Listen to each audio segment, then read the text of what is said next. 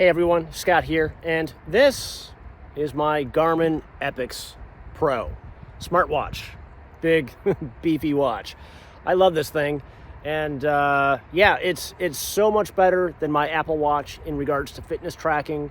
I've had this thing for about 2 years now. I bought it in August 2023. It is August 2025 as I'm recording this, and it's been a great watch. I can't wear it 24/7 though because my wrists are too small, and it's just too much, and I can't, it just doesn't work for me. But for fitness tracking, whether I'm riding my bike or I'm out for a run or I'm out for a walk like this, it's so awesome. It's so great.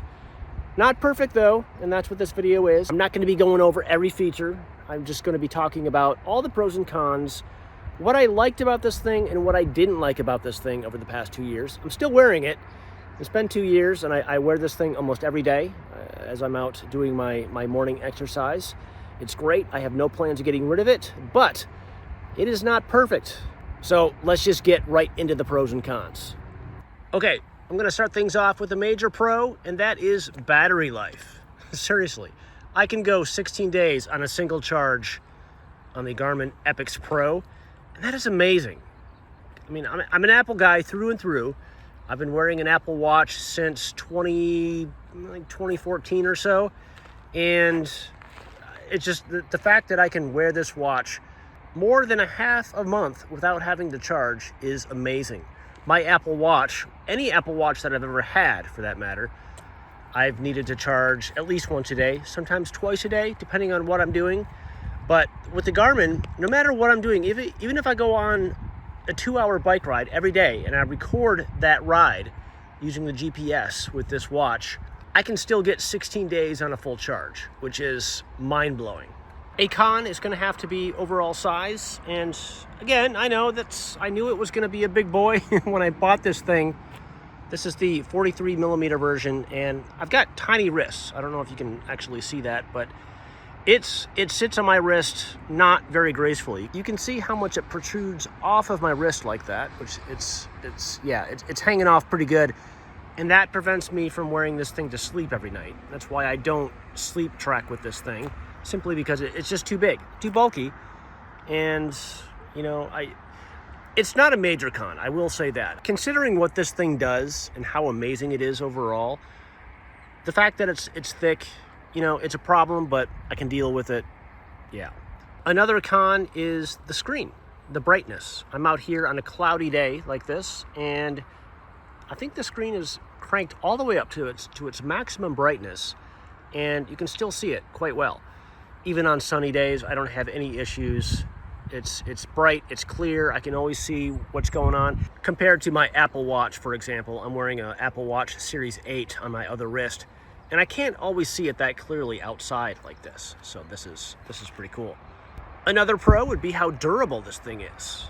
This is a sport watch through and through, and I wear it doing everything outside, whether it's bike rides or running or walking or doing whatever. And I've had this thing for about 2 years now, and as you can see, it's taking a beating very well. When I take it off here in a moment, you can see maybe all the gunk and the grime on the bottom, but overall, I mean, you can see the front face is not scratched at all. There is not a single scratch on that front face after 2 years of use, and even the sides are holding up well. The band is holding up really well. No issues. It's a really solid watch. I like that. Something I don't like so much is the fact that it's a very confusing user interface. Now, as I said, I've had this thing for about 2 years now. I bought it in August of 2023. It is nearly August 1st, July 2025, as I'm recording this. And still, even though I wear this thing almost every day, sometimes I forget what all these buttons do. Like if I want to go for a walk or something, I think it's this one, and then you got to press this one to activate the walking thing, and then to clear it, I think it's this one. It's always a guess. Every time I press a button, it's always a guess. And it's just not as intuitive as my Apple Watch. I know this thing can do so much more than an Apple Watch can do, at least for fitness tracking, but it's just so, I think that's the problem. It does so much that I can't remember what all the buttons do all the time.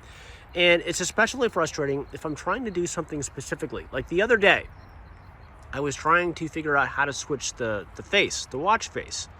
I've been rocking this one for about 2 years, or the entire 2 years that I've had this thing, and I couldn't figure out how to get to a different face. Like I think I did figure it out, but I can't remember. Maybe it's this side button here. If I could do this one-handed, sorry about this.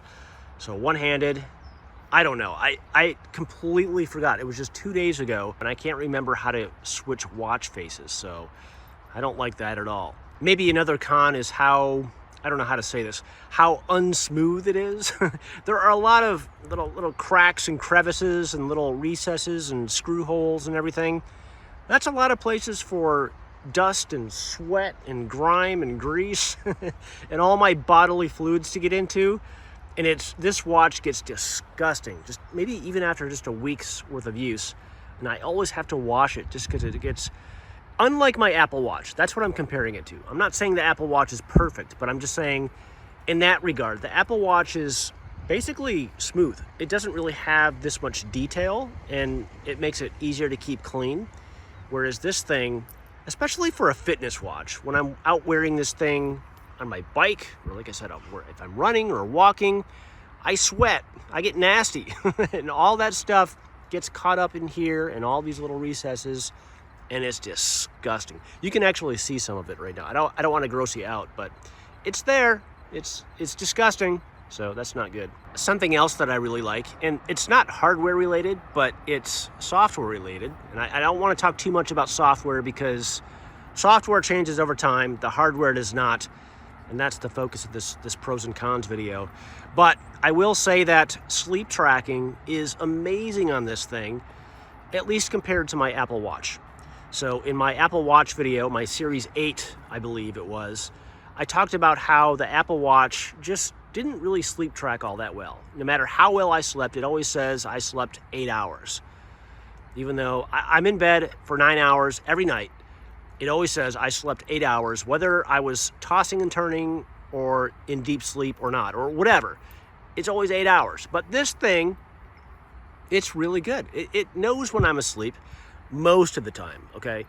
So I'd say 75 to 80% of the time, it tracks my sleep perfectly. It knows when I'm tossing and turning. It knows when I'm awake. It knows when I'm in a deep sleep. It knows when I'm in a light sleep. And it gives me a fairly accurate sleep score. 80% of the time, we'll say, which is good. Sometimes it won't even track my sleep at all. Like I'll wake up in the morning and it'll say, sorry, I have no data. You're out of luck. So I don't know. But overall, I'm very happy with the sleep tracking on this thing, at least compared to the Apple Watch. Another pro would be design. Compared to the Apple Watch, it looks like a serious watch. I love the way this thing looks.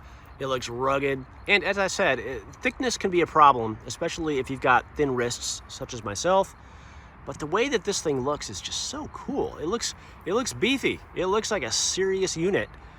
I like that. That's really cool. I just wish it wasn't so thick so I could wear it 24/7. But that's my problem. For most people, it won't be an issue. I have abnormally small wrists. I'm a small guy, so it's just a problem for me. This is the 47 millimeter version, as I'm reading it here on the back. So it's a big unit, and it doesn't weigh that much. I guess that's a pro. For as thick and as beefy as this is, it doesn't weigh all that much. And I don't know how they did that. I've had other watches in the past that were this size, and they were all so heavy, but this one is very lightweight, which is good. As a fitness watch, you don't want something weighing you down anyway, so that's a good thing. Anyway, I think those are the major pros and cons. I don't know, maybe I'm off my rocker a little bit. If you disagree with something that I've said, please let me know in the comment section below. And again, like, everybody's different, you know. What I don't like could be things that people really like, and vice versa. So I don't know. I really like this thing. If you have any questions or comments, let me know. I'm curious what you think about this thing. And yeah, thanks for watching, and I'll catch you in the next one.